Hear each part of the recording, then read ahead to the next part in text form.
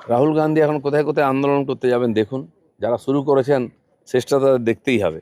অবশ্যই paper leak ইত্যাদি যেগুলো ছাত্রদের ভবিষ্যতের নির্ভর, সেগুলো বন্ধ হওয়া উচিত। যারা এর সঙ্গে যুক্ত তার বিরুদ্ধে কড়া ব্যবস্থা নেওয়া উচিত। কেন্দ্র সরকার সঙ্গে সঙ্গে আইন তৈরি করেছে, আমাদের মনে হয় অন্যান্য রাজ্যে ওটা করা উচিত। ছেলেমেয়েদের ভবিষ্যৎ নিয়ে কোনো রকম আর চালাকি কারো কাছে বরদাস্ত হবে না।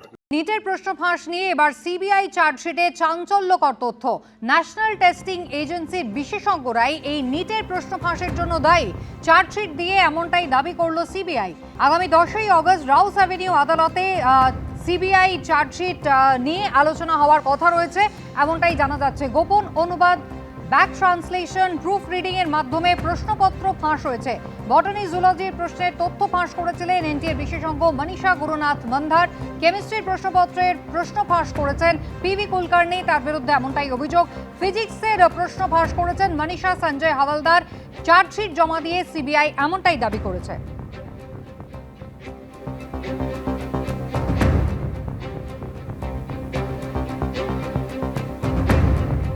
আগামী 10ই অগস্ট সিবিআইয়ের জমা দেওয়া চার্জশিট নিয়ে রাউস অ্যাভিনিউ আদালত সিদ্ধান্ত নেবে, এমনটাই জানা গিয়েছে। সিবিআই চার্জশিটে চমকে দেওয়ার মতো তথ্য পাওয়া গিয়েছে বলে সূত্র মারফত জানা গিয়েছে এনটিএ, যার একাধিক অফিসারদের বিরুদ্ধে ইতিমধ্যেই ব্যবস্থা নেওয়া হয়েছে। এবার এনটিএতে যে বিশেষজ্ঞ পেপার সেটাররা ছিলেন তারাই নিটের প্রশ্ন ফাঁস করেছেন, এমনটাই দাবি করছে সিবিআই। তাদের চার্জশিটে সেই তথ্যই দেওয়া হয়েছে বলে সূত্রের খবর। আগামী 10ই অগস্ট সিবিআই জমা দেওয়া চার্জশিট নিয়ে সিদ্ধান্ত নেবে রাউস অ্যাভিনিউ কোর্ট। বিদেশ যাত্রা নিয়ে সুপ্রিম কোর্টের দ্বারস্থ তৃণমূল সাংসদ অভিষেক বন্দ্যোপাধ্যায়। কলকাতা হাইকোর্টের রায়কে চ্যালেঞ্জ জানিয়ে সর্বোচ্চ আদালতে গেলেন তিনি। বিচারপতি সৌগত ভট্টাচার্যের রায়কে চ্যালেঞ্জ করে সুপ্রিম কোর্টে তৃণমূল সাংসদ। বিস্তারিত জানবো, কথা বলবো আমাদের প্রতিনিধি সৌভিক মজুমদারের সঙ্গে। সৌভিক, দেখো, অভিষেক বন্দ্যোপাধ্যায়ের তরফ থেকে সুপ্রিম কোর্টে এই মামলা করা হয়েছে এবং মাননীয় বিচারপতি সৌগত ভট্টাচার্য তিনি যে নির্দেশ দিয়েছিলেন সেই নির্দেশকে চ্যালেঞ্জ করেই তৃণমূল সাংসদ অভিষেক বন্দ্যোপাধ্যায় তিনি সুপ্রিম কোর্টের দ্বারস্থ হয়েছেন। এখন তুমি জানো যে মাননীয় বিচারপতি সৌগত ভট্টাচার্য তিনি অভিষেক বন্দ্যোপাধ্যায়ের বিদেশ যাত্রার যে আর্জি বা আবেদন ছিল সেটা খারিজ করে দিয়েছিলেন এবং তার কারণ হিসাবে তিনি উল্লেখ করেছিলেন যে অভিষেক বন্দ্যোপাধ্যায়ের শারীরিক অবস্থা বা চোখের অবস্থা এই মুহূর্তে ঠিক কোন পর্যায়ে আছে সেটা নির্ধারণ করা কলকাতা হাইকোর্টের পক্ষে কোনো বিচারপতি বা আইনজীবীর পক্ষে সম্ভব নয়। সেটা করার জন্য তিনি প্রাথমিক পর্যায়ে প্রস্তাব দিয়েছিলেন এসএসকেএম একটা মেডিকেল বোর্ড গঠন করে সেখান থেকে রিপোর্ট চেয়ে পাঠাবেন এবং তারপরে সেই রিপোর্ট দেখে তিনি পরবর্তী পর্যায়ে সিদ্ধান্ত নেবেন এবং এসএসকেএম এর যারা বিশিষ্ট চিকিৎসক রয়েছেন সেই চিকিৎসকরা তারা যদি পরামর্শ দেন যে অভিষেক বন্দ্যোপাধ্যায়ের চিকিৎসা এ রাজ্যে হওয়া সম্ভব বা এদেশের অন্য কোনো হাসপাতালে হওয়া সম্ভব বা অন্যত্র হওয়া সম্ভব, সেক্ষেত্রে কলকাতা হাইকোর্ট সেই পরামর্শ অনুযায়ী তার পরবর্তী পদক্ষেপ গ্রহণ করবে। কিন্তু অভিষেক বন্দ্যোপাধ্যায়ের আইনজীবীদের বক্তব্য ছিল যে অভিষেক বন্দ্যোপাধ্যায় এসএসকেএমে যাবেন না, ফলে সেই কারণেই অভিষেক বন্দ্যোপাধ্যায়ের আবেদন খারিজ করা হয়।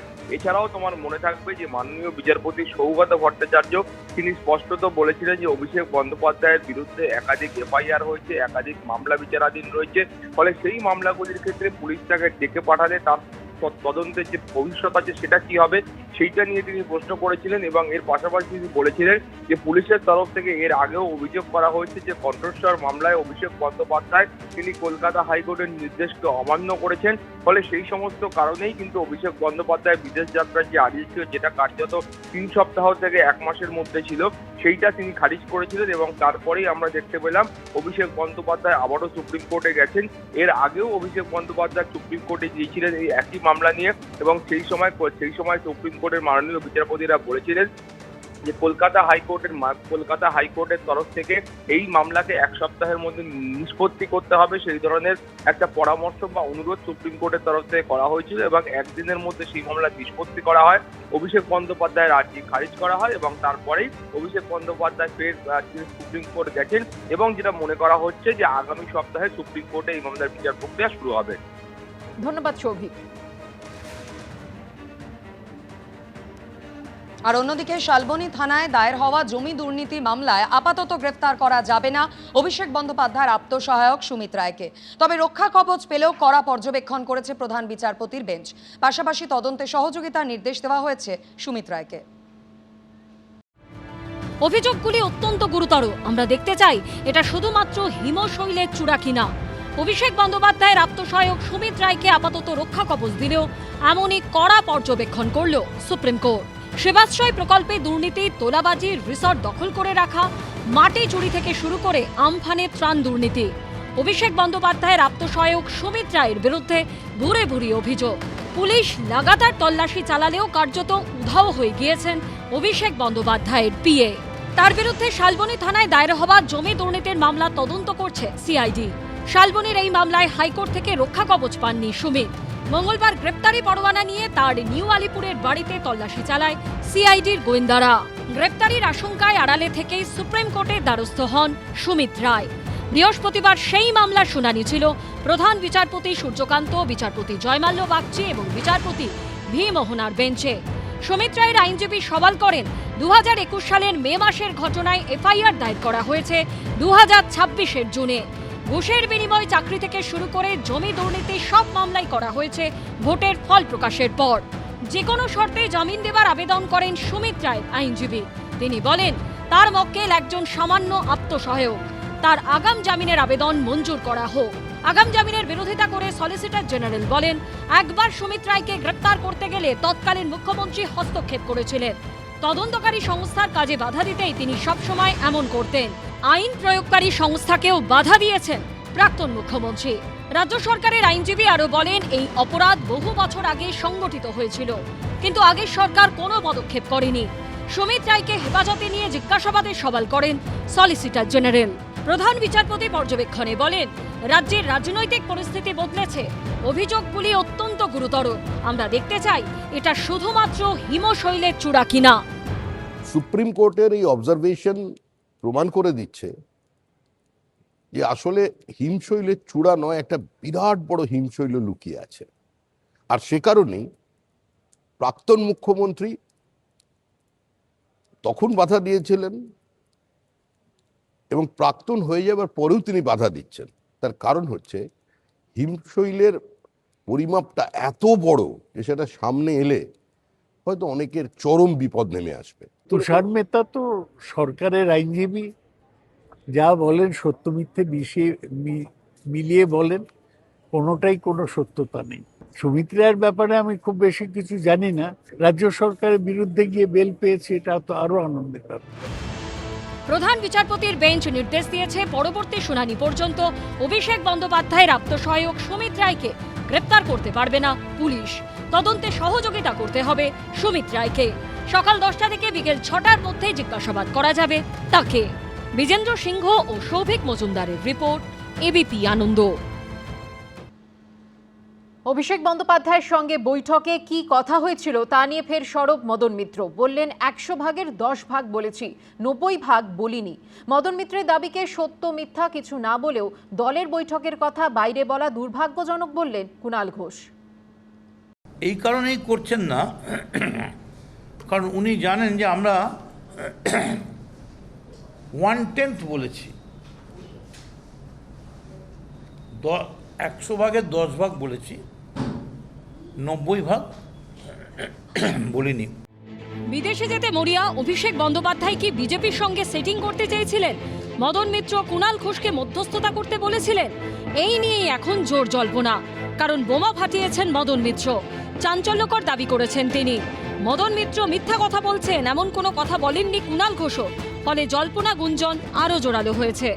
তোকে আমরা পুরো বুঝিয়ে বললাম যে তুই ছাড়লে তোর ওপর থেকে রাগটা বেরিয়ে যাবে। সবটা শুনে অভিষেক বলো, তুমি একটা কাজ করো, তুমি ওদের বলো আমার বিদেশ যাত্রার পারমিশনটা দিয়ে দিতে। কথা হচ্ছে পলিটিক্সের থেকে নিজেকে একটু সরিয়ে রাখা কিছুদিনের জন্য। তখন হঠাৎ বলল, তাহলে তুমি বলো যে ওদের এদিকে বলতে অপোজ না করতে আমার পিটিশনটা, আমাকে আমেরিকায় আমার যাওয়ার আছে। মদন মিত্রের এই দাবি রাজনীতিতে ঝড় তুলেছে। এই আবহেই ফের মুখ খুললেন তিনি, কার্যত হুঁশিয়ারি দিলেন। আমি সেই কথাটাই মেনে বলছি যে সবটা কিছুই বলিনি, আরো অনেক কথাই আছে, কিন্তু সব কথা বলার দিন আসলে বলবো, একদিনে তো সবটা বলা যায়।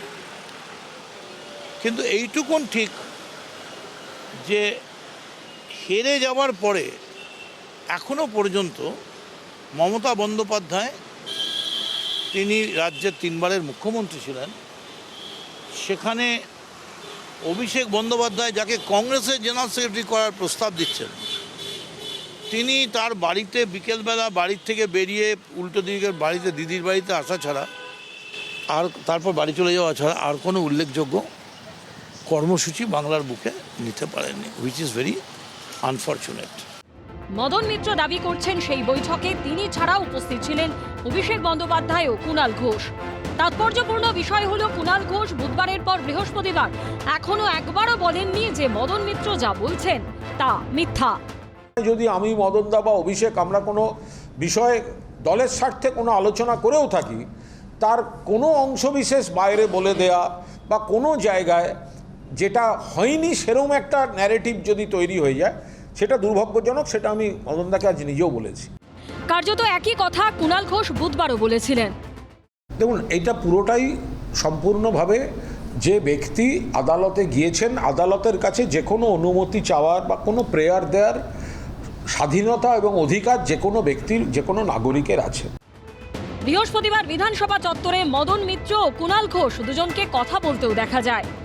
কুণাল এইটুকুন স্বীকার করেছে, এর জন্য আমি খুশি যে অভিষেককে আমরা দুজনে মিলে খুব ঠান্ডা মাথায় বোঝাবার মূল টার্গেট যেটা, যে তুমি স্টেপ ডাউন করো। আমি বলছি যে কুণাল যেটা বলেছে ওটা আমি একমত, যে পার্টির সব কথা বাইরে বলা উচিত নয়। আপনি অভিষেক বন্দ্যোপাধ্যায়ের সঙ্গে কুণাল ঘোষের সঙ্গে বৈঠক করছেন এবং তার কি আপডেট হচ্ছে, এটা মুখ্যমন্ত্রী কি করে জানবেন? আপনি না জানালে, বারবার না জানালে। সাগর কখনো শুকোয় না, আর সত্য কখনো লুকোয় না। পৌঁছে গেছে মুখ্যমন্ত্রীর কাছে 100%, নিশ্চয়ই। মদন মিত্রর বিস্ফোরক দাবি কালীঘাট বিরোধী তৃণমূলের হাতে নতুন অস্ত্র তুলে দিয়েছে। কুণালবাবু কিন্তু ঠিক ডিনাই করেননি। এখন মদনদা যেটা বলেছেন তো ক্লিয়ার, যে দিল্লিতে তো এই কাজেই গেছিলেন, একটা সেফ প্যাসেজ চাই। তো অবাক হয়নি মদনদার কথাটা, একটা ডেসপারেশন রয়েছে পালিয়ে যাওয়ার, চলে যেতে দাও, কোনো ডিস্টার্ব করবো না, আসবো না, শুধু চলে যেতে দাও। এই যে কাতর আর্তি, মানে মদনদার সঙ্গে যে কথোপকথন, কুণালবাবু যেটাকে পুরো ডিনাই করেননি, তো সেই কাতর আর্তিটাকেই তো এন্ডোর্স করছে। মদন মিত্রর দাবি তিনি 100 ভাগের 10 ভাগ বলেছেন, বাকিটা কি তিনি সামনে আনবেন? কৃষ্ণেন্দু অধিকারীর রিপোর্ট, এবিপি আনন্দ, কলকাতা। গুন্ডাগিরি, সিন্ডিকেট রাজ বরদাস্ত নয়। রাজ্যে শিল্পবান্ধব পরিবেশ তৈরিতে ফের একবার কড়া বার্তা দিলেন মুখ্যমন্ত্রী শুভেন্দু অধিকারী। পাশাপাশি শিল্প তৈরিতে জমি নীতি নিয়েও রাজ্য সরকারের অবস্থান তিনি স্পষ্ট করেছেন। 3 महीने में आपको थोड़ा मौसम बदल रहा है, इसका तो थोड़ा सिग्नल भी मिल रहा है, कुछ गुंडागर्दी नहीं होगा। यहाँ বদল, বিনিয়োগ, বাণিজ্য বিস্তার, 3 বয়ের এই মডেলকেই এবার মডেল হিসাবে সামনে আনতে চাইছে রাজ্য সরকার। বৃহস্পতিবার মিলন মেলা প্রাঙ্গণে টেক্সটাইল এক্সপো থেকে সেই বার্তাই দিলেন মুখ্যমন্ত্রী শুভেন্দু অধিকারী। गुंडागर्दी, सिंडिकेट राज, काटमानी, चांदा वसूली, जिस तरीके से माहौल था उसको तो बदलना चाहिए। पहले बिजनेस फ्रेंडली एनवायरनमेंट होगा, इंडस्ट्री के लिए अच्छा पॉलिसी होगा, सिंगल विंडो सिस्टम होगा, जमीन का व्यवस्था होगा। देखना है, सोचना है, छोड़ के काम करना है, ये नीति होगा, तब तो प्रदेश आगे बढ़ेगा। हम लोग आपको एश्योरेंस दे रहा है, 3 महीने में आपको थोड़ा मौसम बदल रहा है, इसका तो थोड़ा सिग्नल भी मिल रहा है, कुछ गुंडागर्दी नहीं होगा।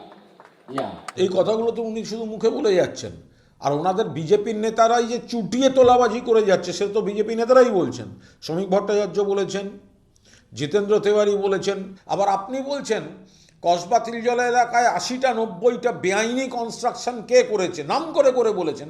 আপনার কাছে তো তারাই ভালো তৃণমূল হয়ে গেছে, ফলে পরোক্ষে এগুলোকে তো আপনারা প্রশ্রয় দিচ্ছেন, আপনার সরকার, আপনার দল প্রশ্রয় দিচ্ছে, ফলে আপনাদের বারণ করলেও শুনবে কে? টেক্সটাইল এক্সপোর পর মিলন মেলা প্রাঙ্গণে এদিন প্রাইভেট রিয়েল এস্টেট ডেভেলপারদের সংগঠন ক্রেডাইয়ের সঙ্গে বৈঠক করেন মুখ্যমন্ত্রী। বৈঠকে ছিলেন পুর ও নগরোন্নয়ন মন্ত্রী এবং শিল্পমন্ত্রী তাপস রায়ও। তারাতলায় গোডাউন বিপর্যয়ের পর অডিটের জন্য সমস্ত বহুতলের নির্মাণ কাজ বন্ধ রাখার নির্দেশ দিয়েছিল রাজ্য সরকার। 15ই আগস্ট থেকে ফের শুরু হতে চলেছে সেই কাজ। 193টি বহুতলে ফের কাজ শুরুর অনুমতি দেওয়া হয়েছে। বেনিয়ম ধরা পড়েছে 27টি বহুতলের ক্ষেত্রে। 15ই আগস্টের পরও এই 27টি বহুতলের নির্মাণ কাজে নিষেধাজ্ঞা বহাল থাকবে। বিল্ডারকে বলতে হবে আপনাকে যদি 4 তলার পারমিশন দেওয়া হয়েছে আপনি কেন 7 তলা বানিয়েছেন। প্রত্যেকটা জিনিসের মনিটরিং হবে। আপনি প্ল্যান পাস করালেন আমাদের দিয়ে, আপনি ফাউন্ডেশন করলেন, আমরা আমাদের এজেন্সি দেখবে, সই করবে। গ্রাউন্ড লেভেল তৈরি করার পারমিশন দিলাম, গ্রাউন্ড লেভেল ঠিক হলো, আবার সই হবে, আবার ফার্স্ট লেভেল হবে। প্রতিটা জিনিসে আপনি কোন স্টিল বার ইউজ করছেন, কিভাবে নাট বল্টু লাগাচ্ছেন, তারাতলার মতো ঘটনা আমরা হতে দেব না। যে 27টি বহুতল নির্মাণে বেনিয়ম ধরা পড়েছে, 15ই আগস্টের পরও সেই বহুতলগুলির নির্মাণ কাজে নিষেধাজ্ঞা বহাল থাকবে। শিবাশিস মৌলিক ও সুমন ঘরাইয়ের রিপোর্ট, এবিপি আনন্দ। এবিপি আনন্দ, এগিয়ে থাকে, এগিয়ে রাখে।